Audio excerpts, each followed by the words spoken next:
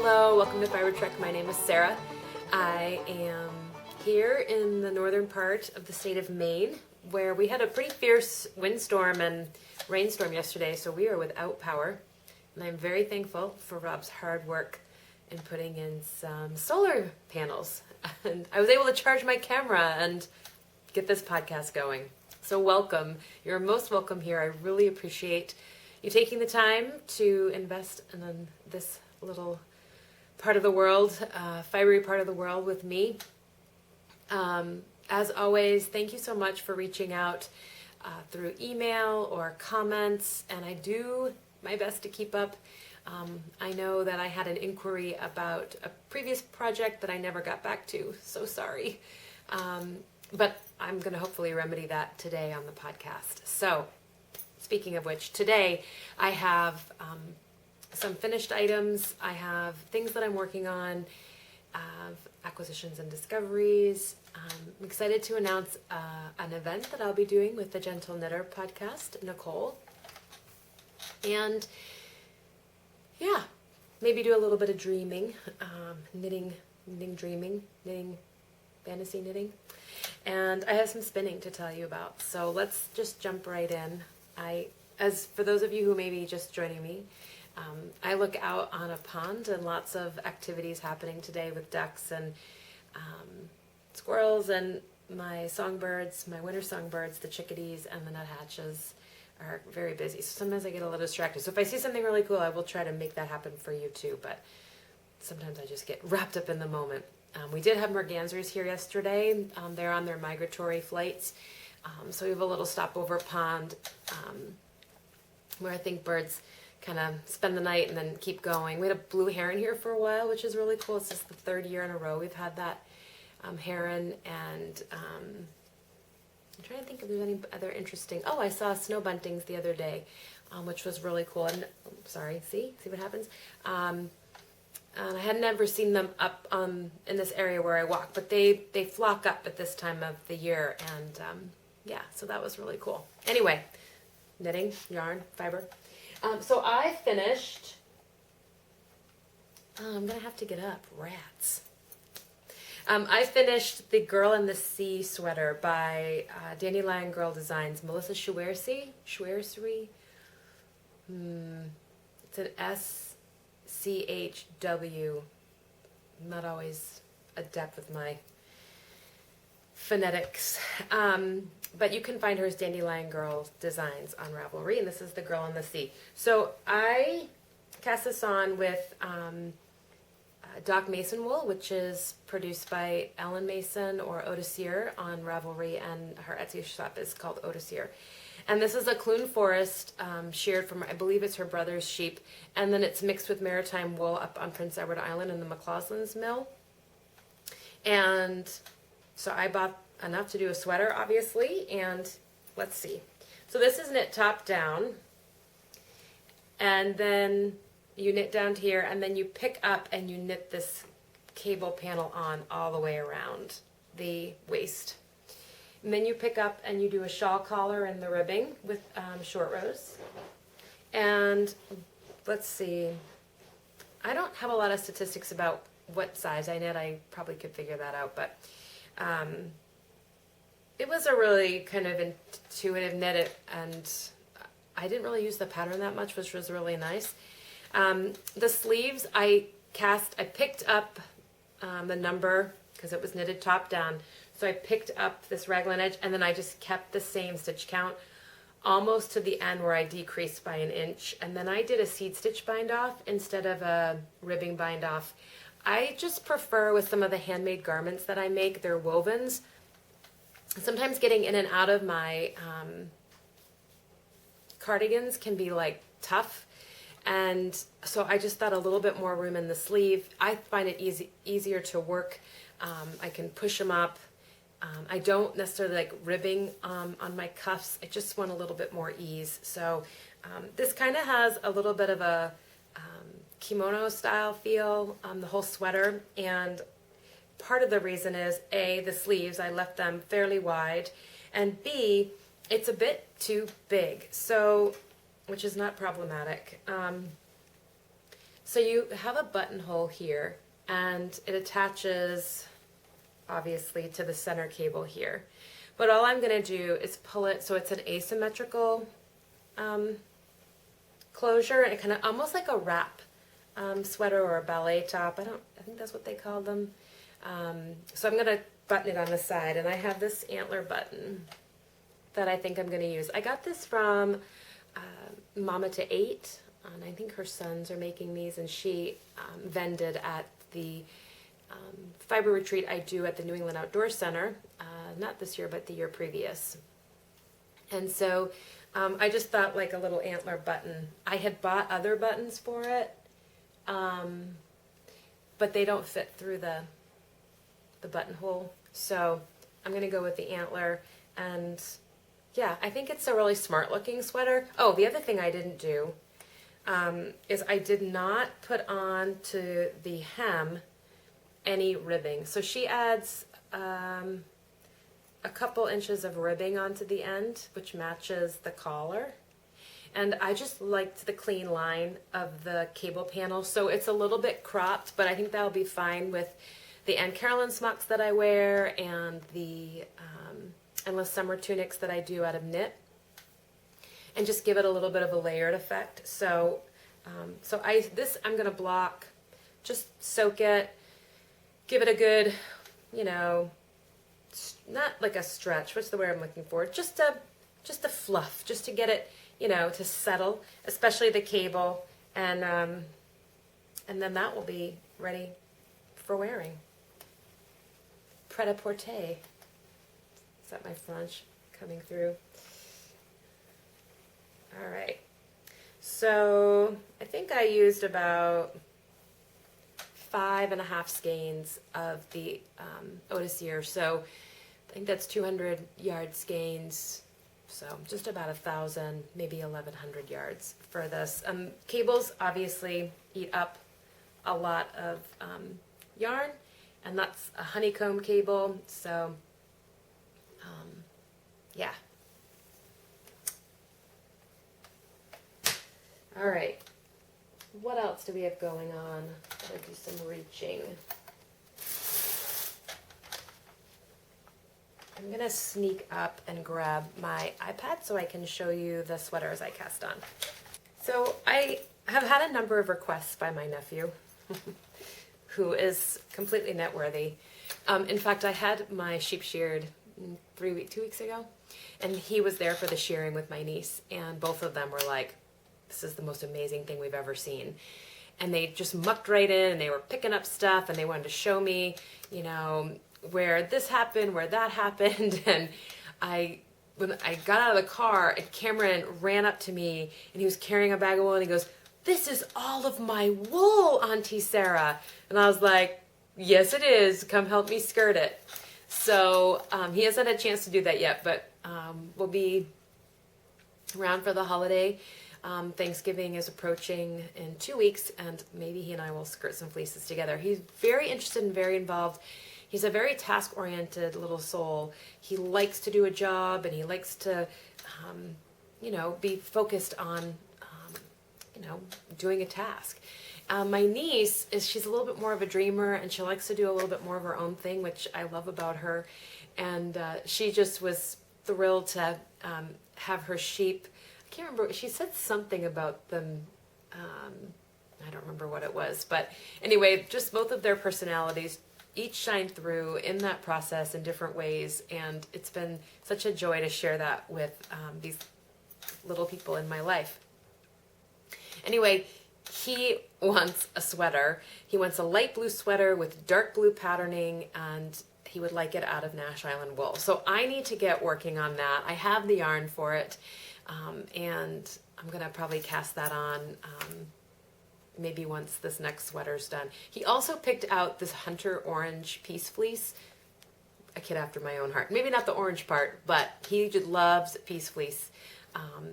And so he wants a pair of mittens out of that hunter orange. I was like, all right, I love you very much. I will do this for you. Madison, on the other hand, not so keen on the handmade items and the knitting and really likes pink. Although she did request a purple sweater from Auntie Sarah with no patterning on it, just straight purple. So, yeah, so we'll see what evolves, but I do have some knitting to do for them coming up. I don't know why I got on this tangent. I did get my sheep sheared. I'm just going to digress for a little minute. The fleeces are absolutely gorgeous, which is surprising to me because we did have a pretty dry summer, and I did feed a bit of hay and forage. I don't have a ton of grass to rotate them through on, so that's not particularly out of the ordinary. But I know that there were a number of areas in the world that did suffer with drought and grass shortages and having to move to fodder much sooner than they had anticipated, and it was a little bit of a tragedy. People not able to maintain their animals or secure food for the upcoming winter, and obviously this type of stress on an animal can shift and change the fleece. And that's, you know, something to be aware of as consumers of this raw material, that it is subject to the whims of the climate and the stewardship as well, the husbandry as well. So all of those can play a role. And so looking at the clips coming in now, you know, it's just something to pay attention to. It will be different than maybe what came in last year, etc. So I paid attention. I took a look at my girls. The fleeces, I was, like I said, was very surprised. They were absolutely stunning. We caught them before they lifted, so they have a natural tendency to shed, and I caught that. And so sometimes you can see that there's like, you know, you'll see the new growth and then the old growth, and that can create a little bit of a nep in your fiber. So I was really excited that everybody, they just looked like butter coming off. So I have those fleeces. They're going to go into last year's fleeces. Time passes so quickly, doesn't it? And I will be skirting and sorting and blending that into two lines. I'll have a gray, I have a light gray, and I'll have a cream. And I'll wash that and blend it up at Starcraft Fiber Mill, and then I will send it hopefully to Aristic to be spun and passed along to you through the Woolwife label. So stay tuned for that. I'd like to get that done. I have a bunch of milling things I need to sort out this winter, and yeah, so 2019, hopefully we'll have both the Fur's Nest line, the Fur's Nest yarn coming out, and this home line coming out, and I'll get all the labeling and branding sorted out. But yeah, so I'm excited about that, and like I said, some of those fleeces I don't have the time to spin all of them, which is why I'm turning them into yarn. Right, so I'm really pleased with how those fleeces are looking, and like I said, if I had all the time, I would hold on to them and spin them all raw in the grease. Icelandic fleece are a dual-coated breed and a primitive breed. They have a soft undercoat called the thell, and they have a long outer coat called the tog, and they're very distinct fibers. They lend a lot of different qualities when spun together to a yarn, and that's my preferred method of using that fleece. And the original, like what I started spinning on, the first fleece I ever prepared was an Icelandic fleece, and I did it a cold wash, and then I carded it up and spun it primarily in the grease. They're not a heavily lanolined animal, and so spinning in the grease is it's a really enjoyable experience. It's got a lot of sensory stuff going with it, and I find it to be a very open fleece, so it doesn't take a lot to hand prepare locks if you're just grabbing them out of a bag, and you can just, if you need to, I didn't really need to do that, but you can flick the ends of the tog and spin it right up. So anyway, I digress a little bit about my girls. So what do I have on the needles? I'm casting on Sigrun by Jennifer Steingass. I don't think I talked about this, but I vended at Squam Art Fair in the fall, and I got to see my dear friend Sarah Lake of Upton Yarns, and her family, and I knew she had this ply Gotland, and I think I had seen it in person, and I had seen it raw. It came from, oh, the name of the farm eludes me, in Maine. Sorry about that. Laurel Banks is the shepherdess, and she had contacted Sarah about this particular clip, and Sarah picked that up, and she had it turned into a 3-ply. I think she has a dark gray and a light gray, and I got the dark gray 3-ply for the main body, and if I can bring it up here, I will.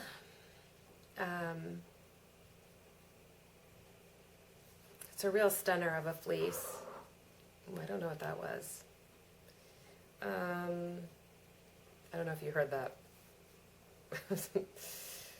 So here's Sigrun by Jennifer Steingass.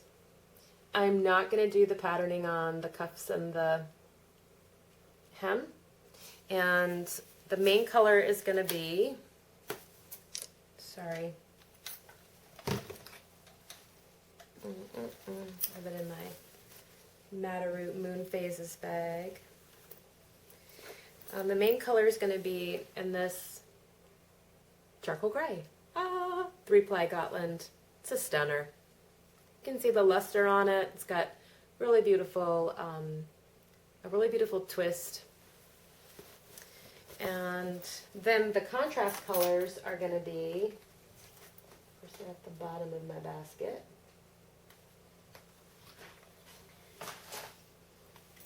These. So I picked up, this is Cress. This is going to be what the light gray was. So the primary outlining of the pattern will be done in this Cress. And there was a dark band that will be done with this. So the emerald green will be up against the Cress. So it'll be couched between this color. So you'll see it against that charcoal. And then the pop will be in this color, which she calls lichen. So we have lichen and hackmatack, which is a term for tamarack trees, which are a beautiful tree, and cress. This is 3-ply BFL, and it's from Three Sisters Farm in Waldo, Maine, and it's considered a DK weight. This is worsted spun. I believe the Gotland was done worsted, so it has a lot of strength to it and a little bit of drape. And then the 3-ply, of course, will help with the wear. So the twist is really beautiful on this. Oh, there's Rob. I'm hoping he'll come and talk about his sweater knitting in a little bit. He's wearing his Cobble by Jared Flood that he knit out of Nash Island, because it's chilly today. So that's going to be Sigrun out of Upton Yarns and Maine. It's all Maine fiber, so that's fun. Those are all naturally dyed colors. Sarah's a really adept, is that a good word to say? Dyer when it comes to natural color, especially. She has a very strong interest in indigo. So I also have on the needles, this is Parens Bridge, and somebody contacted me about this pattern, and I think I've got it right here, and I'm going to show it to you, and it's got how it's spelled. This was from a publication that Jill Draper had put together, and this is by Meredith, Lee Meredith, and here is the finished product, and there it is, PERRINE''S Bridge by Lee Meredith. And I think I talked a little bit about my beginnings with this, and I was like, no, this isn't what I wanted or expected, but I'm loving this knit. I haven't gotten a ton of work done. I think, let's see, I have 1, 2, 3, 4, 5, 6, 7 lines. I think I need 10. Although that doesn't seem right to me. I'm a little concerned. Anyway, we'll see what happens. It's a very stiff fabric because it's kind of done with a slip stitch garter, but I like the structure of it. So this is knit with Jill Draper's yarn. I have Rockwell in the brownstone, which is 280 yards per 4 ounces. It's Cormo Merino crossbred wool from New York.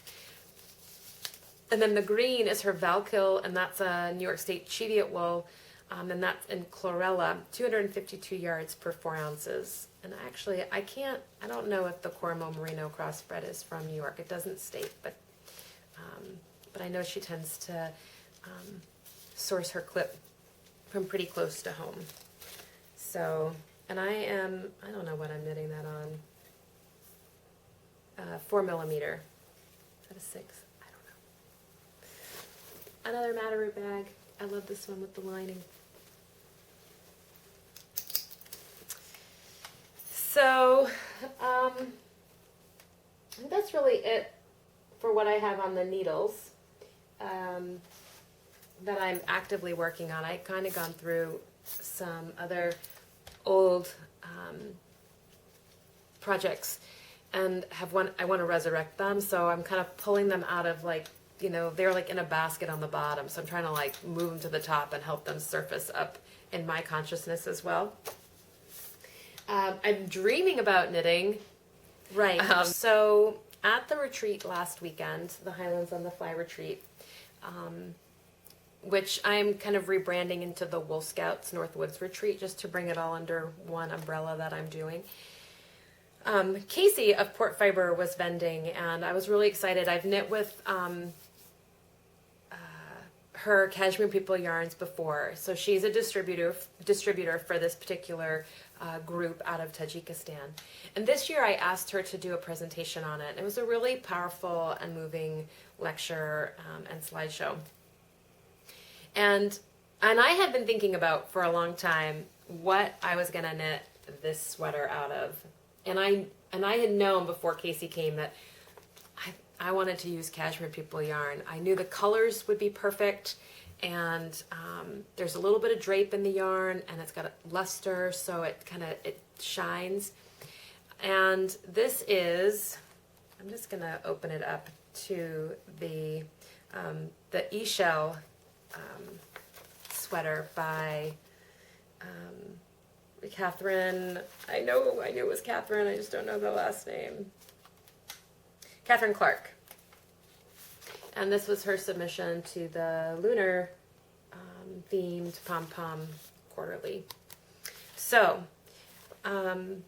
so this particular yarn it's hand spun in Tajikistan from Kashgora, and Casey traveled to Tajikistan to meet the spinners, and the story is really compelling, and if you'd like to learn more, you can certainly find that information on her website.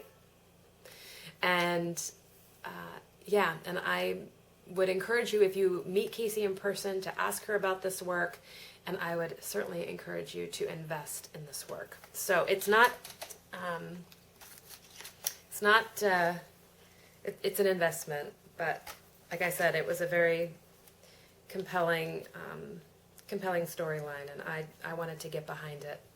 Actually, this was a gift from my mother for Christmas. So I am going to knit, I know I'm in the box, but I am going to knit out of these two colors. This is Blueberry and Tobacco. And because it's, I don't know if I talked about it, but it is hand spun and hand dyed in Tajikistan. The yardage and weight can vary just a little bit, so you get lots of good information on the card. And then you get information about the spinner. So this is Muqaddis, and she is a member of the Sogdiana spinners from northern Tajikistan. And we guarantee that your purchase will improve her life. We hope that working with her yarn will bring richness to your own life, and you can read her bio at cashmerepeopleyarns.com. So lots of really good information about the fiber, the person, the place. And then Casey had a really great idea for me, which is to do a blue moon. So one of my moons I'm going to do in this glacial color and do a blue moon. And I had thought about doing all blue moons, but I just loved this tobacco color so much. So I don't know. I'll figure that out. I'm not 100% sure I have the right skill set yet to do this pattern, because I think there's some not intargery type patterns, type work, but I'll figure that out as I go along, I think. So I picked that up. So that's a little dream knitting and acquisition stuff. And let's see. I was gifted, well, talk about that. I'll talk about that in spinning.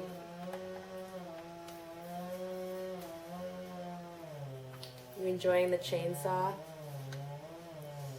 I think he's actually milling. He has these huge logs and he's cutting boards out of it. I'm not sure for what yet, but I'm sure it's going to serve some purpose.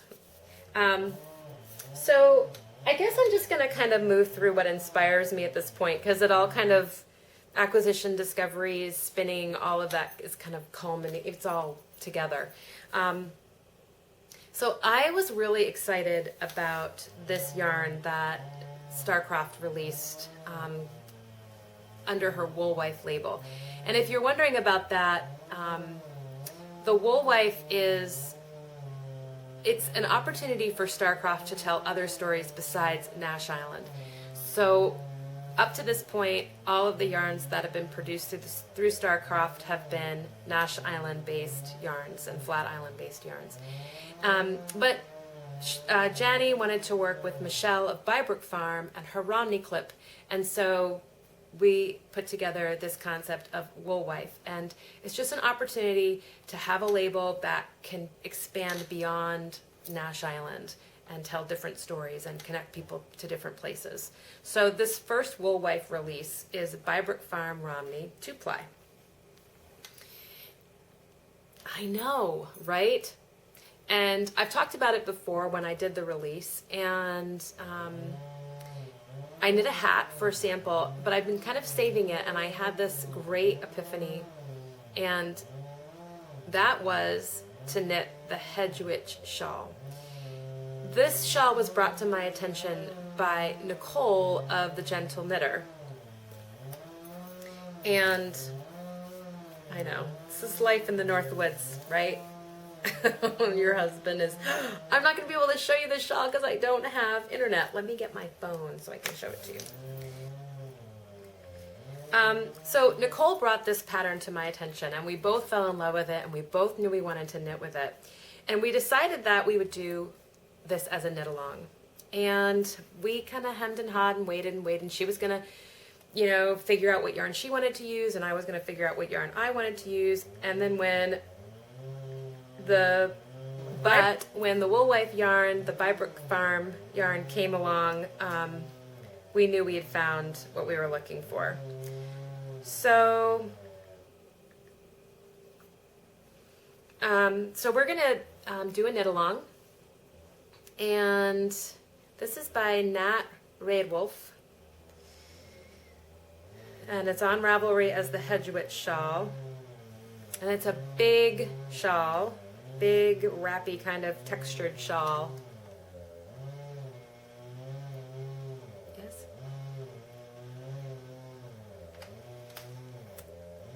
So technical difficulties on this one. You can kind of get a gist. You can't see the texture on it there. I may have to go tell Rob to ixnay on the millinay. It's very big. Curses. You get a sense how big it is. It's a 2-colored shawl. And I'll be doing the main color in the Bybrook, and I will be doing the contrast color in Nash Island Light, and this is the Osier colorway.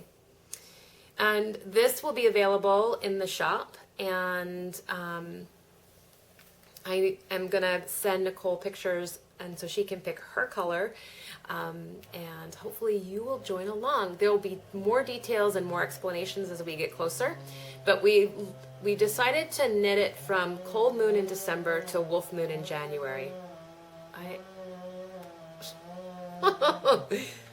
Cold Moon in December to Wolf Moon in January, so full moon to full moon, and that's December 22nd would be the start date.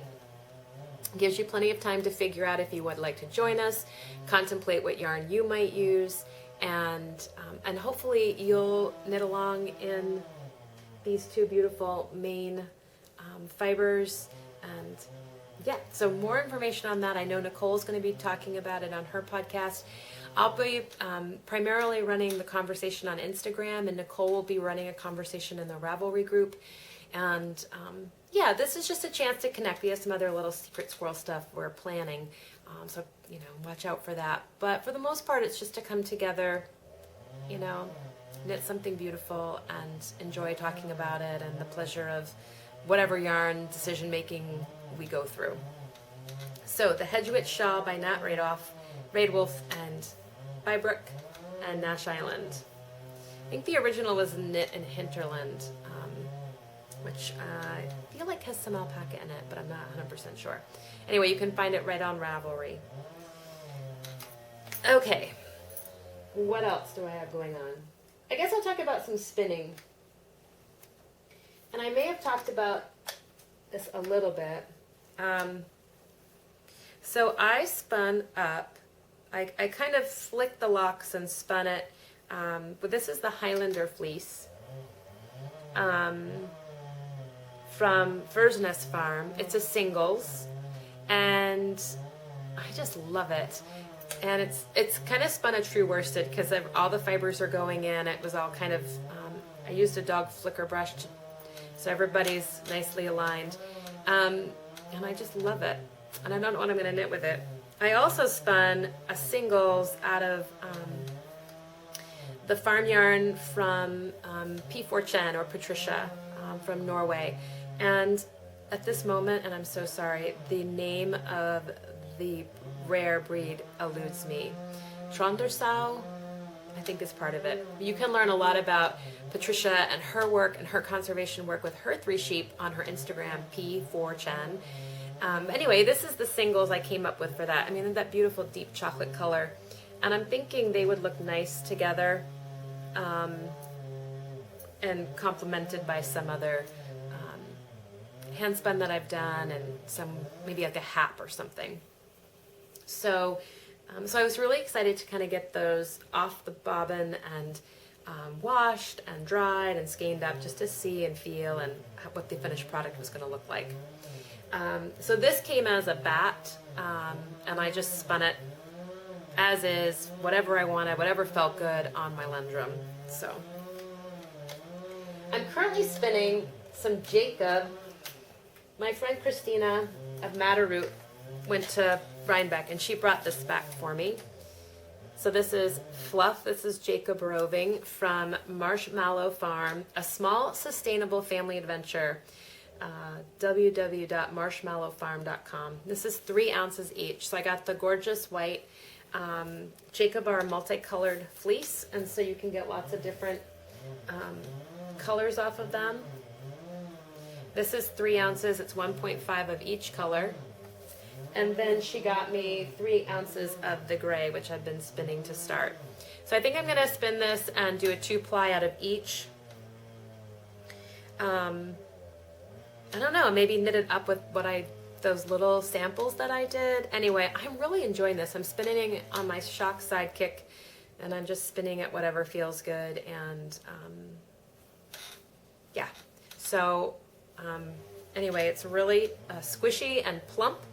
Spongy, you can kind of see that, you know, and yeah, so I've been spinning a lot of, I don't know if you can see it, no, of Nash Island, my first fleece. That's gone into a 3-ply. I'm almost done with it, and then I need to ply it all. So this is just a nice little break to have on the other wheel. I think that's it for yarn and kind of acquisition-y discovery stuff. I did want to mention, because every once in a while I'll get books, and I do like to do handwork and embroidery. I love this artist. This is Yumiko Higuchi. This is A Year of Embroidery. This is another addition to her embroidery books, and she just goes through each month and offers up a different motif and I love looking at these. I'm really inspired by her. I have all of her books. I've used her techniques on clothing, and these butterflies were so beautiful. And so she shows you how to do it, how many threads she used. You know, this is a descriptor of how many threads and what stitch, and then you can trace and apply these motifs to whatever you want. You can, I thought about doing some embroidery on the Girl on the North Sea on the sleeves, woolly tattoos like, her name will lose me now. It's Pride of Mice's mom, Dottie Angel. And so we'll see what happens with that, just to kind of, punch it up a bit on the sleeves.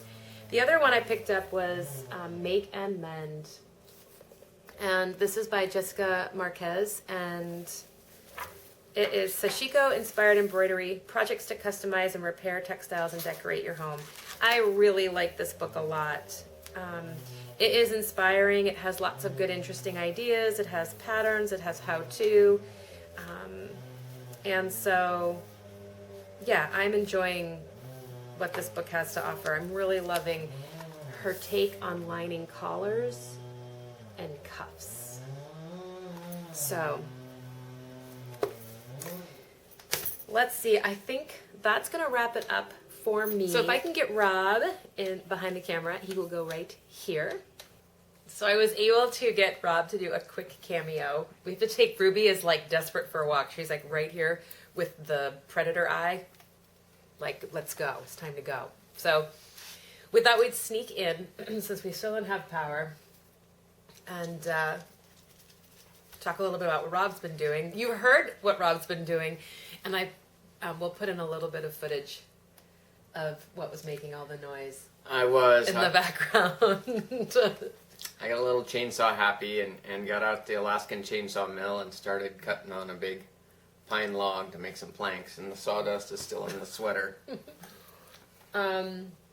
Yeah, so Rob's been knitting away, and I'll let him tell you a little bit about what he's been knitting. Okay, so let's see, probably about shearing. So in June, I started on this sweater and had some corrections, and then I restarted the second time on the sweater right up at Bradford for Wool Scouts. Yes. Sorry, Ruby just body checked off of Rob. So this is a Henley sweater. It's a design by Starcroft. Janny custom designed it, custom colorway for me, Ranger Green, and I'm knitting it on US 5s. Everything you knit is, except, well, you half did of it is. Yeah. The yoke is, so. So here I am. So I'm working on the Henley. I gotta finish it off. I'm gonna have an antler button on it, and I've got one sleeve to go. So you knit this top down. It's top down. Yes. Yeah. Yep. So you're top able down to is measure. my first time. It's a little bit shorter than you'd like. Yeah, Do but you I think can you're always, gonna rip that out? I could. I'll try it out. Yeah. I can see how you think. Yep. And you wanted a lightweight sweater, right? Yep. So because this sweater is too heavy for doing much work outside, I get sweaty in it. So a lightweight sweater for canoeing, fall time layering, will be probably a better fit for me. And what are you gonna knit next? Probably socks. I'm trying to convince him to knit Cameron's sweater. Not gonna happen. Why? Because I have socks that need to get knit. I feel like as dual knitters, as aunt and uncle dual knitters, that we should each have the responsibility of preparing hand knits for the nieces and nephews. I'm not. He's not into that. All right, well, I'll do them both. I have to knit in purple, as I described before. Cameron's won't be bad because it's light blue, and he wants the dark blue patterning on the yoke. And they're little, so... hi, Ruby. Anyway, so, gonna knit socks. Do you know what you're gonna knit the socks with? I don't yet. But we'll have to see what's in your stash. I don't think so. All right. So, great. So... we'll plug you back in. I'll show you some video of Rob with his Alaskan chainsaw mill, and then we will wrap up the podcast. Thanks, hon. Yep. Next time. Yep. You can say goodbye. Bye. Happy knitting. There's the board. Can you hear me over the din of our generator? A big log. Don't mind our working yard. It is not a yard for lounging. It's a working yard. Here's Ruby. She won't be there for long, I don't think. So that is I feel like it's called a portable. Right, so that's called an Alaskan chainsaw. Now, I don't understand anything about it aside from the fact that it's a little bit scary. You can see Rob in his cobble. You can knit with Nash Island wool. Ruby. So I'm gonna take a slice off the board.